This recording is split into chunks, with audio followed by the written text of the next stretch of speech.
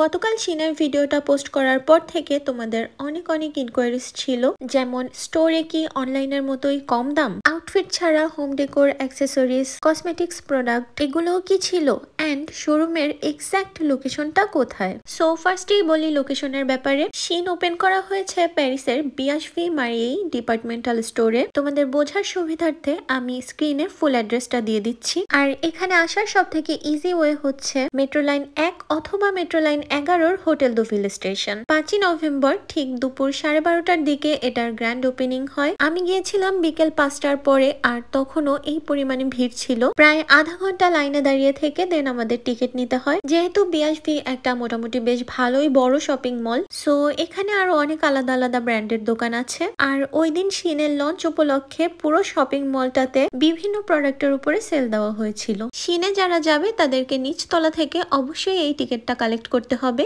এটা অবশ্য ফ্রি। 6 তলার পুরো ফ্লোরটা জুড়ে শিনের শোরুম করা হয়েছে, অ্যান্ড লিফট বন্ধ ছিল। 5 তলা পর্যন্ত লিফটে গিয়ে বাকিটা এসকেলেটরে যেতে হবে, যেটা আমাদের নিচ থেকেই বলে দিয়েছিল। আর এখানেও এসে দেখি বিশাল এক লম্বা লাইন। যাই হোক, দ্বিতীয়বারের মতো বিশাল এই লম্বা লাইন অতিক্রম করে যখন মনে করলাম অবশেষে পৌঁছেছি, দেখলাম না, সামনে আরো বাকি আছে। একটা সময় মনে হচ্ছিল আমি শপিং সেন্টারে না এয়ারপোর্টের ভেতরে আছি। আই মিন জায়গায় জায়গায় এত চেকিং। টিকিট নেওয়ার পরেও মিনিমাম 4 থেকে 5 জায়গায় এটা দেখিয়ে দেন আমাদেরকে ভেতরে ঢুকতে হয়েছে। And yes, finally I made it. Launching উপলক্ষে ভিড় তো থাকবে, এটা অলরেডি এক্সপেক্ট করেছিলাম। আর যেহেতু সামনে উইন্টার আসছে, সো দেখলাম উইন্টার কালেকশনই বেশি। পিঙ্ক কিছু দেখলে আমার চোখ ওখানেই আটকে যায়, সো আমি ঘুরে ঘুরে ওগুলোর কাছেই বেশি যাচ্ছিলাম। অলমোস্ট আইটেমই পরিচিত লাগছিল, কোয়াজ আমরা মেয়েরা শিন অনেক বেশি ঘাটাঘাটি করি, সো ওদের কালেকশন সম্পর্কে তো অলরেডি আইডিয়া আছে। ফার্স্টে এখানে একটা লং জ্যাকেট দেখছিলাম,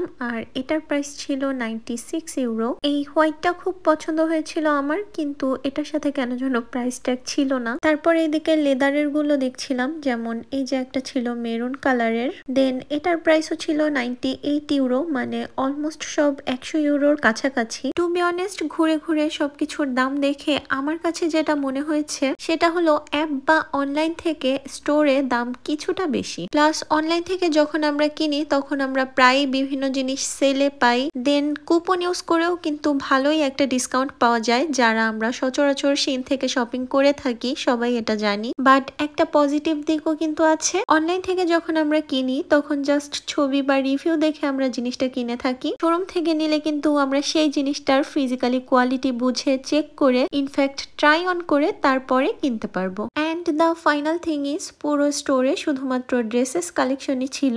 যদিও মেয়েদেরটা একটু বেশি হাইলাইট হয়েছে, বাট অবভিয়াসলি জেন্টস কালেকশনও ছিল। আর হোম ডেকোর, অ্যাক্সেসরিজ বা কসমেটিক্স প্রোডাক্ট এই টাইপের কোনো জিনিসই আমার চোখে পড়েনি। এনিওয়েজ গাইজ, আই হোপ এই ভিডিওতে আমি অল ইনফরমেশন কভার করতে পেরেছি। স্টিল তোমাদের কিছু জানার থাকলে let me no in the comment section.